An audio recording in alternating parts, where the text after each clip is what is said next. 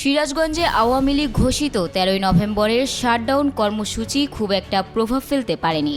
সকালে শহরের বিভিন্ন গুরুত্বপূর্ণ পয়েন্ট ঘুরে দেখা যায় স্বাভাবিকভাবে যানবাহন চলাচল করছে, দোকানপাটও খোলা রয়েছে, সাধারণ মানুষের উপস্থিতিও ছিল অন্যান্য দিনের মতোই স্বাভাবিক। বিএনপি ও জামায়াতে ইসলামীর নেতাকর্মীরা সক্রিয় থাকলেও মাঠে আওয়ামী লীগের তেমন কোনো উপস্থিতি লক্ষ্য করা যায়নি। দুই একটি স্থানে মিছিলের খবর পাওয়া গেলেও তা স্বাধীনভাবে যাচাই করা সম্ভব হয়নি।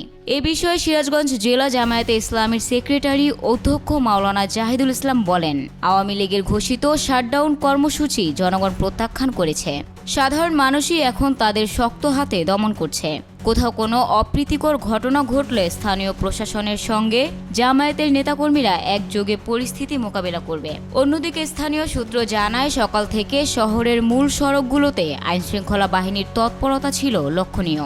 তবে কোনো সংঘর্ষ বা বিশৃঙ্খলার খবর পাওয়া যায়নি। রাজনৈতিক বিশ্লেষকরা মনে করছেন, আসন্ন জাতীয় নির্বাচন সামনে রেখে এই ধরনের কর্মসূচিতে মাঠ পর্যায়ে আওয়ামী লীগের সীমিত উপস্থিতি সরকারের জনপ্রিয়তা নিয়ে প্রশ্ন তুলছে। তবে তারা আরও বলেন, ভবিষ্যতের রাজনীতির গতি নির্ভর করবে মাঠের বাস্তব পরিস্থিতি ও প্রশাসনিক আচরণের উপর। Desk report, news Times. আজকে প্রোগ্রাম মূলত আমাদের রাজপথে অবস্থান। আপনারা জানেন যে ইতিমধ্যে বিভিন্ন জায়গায় পলাতক ফ্যাসিস্ট আওয়ামী লীগ সরকারের কিছু দোসর বিভিন্ন জায়গায় নাশকতা করে যাচ্ছে। পতিত স্বৈরাচার সরকার ফ্যাসিবাদী খুনি হাসিনা তারা এদেশকে অস্থিতিশীল করতে নতুন করে শাটডাউন নামক তারা কর্মসূচি দিয়েছে।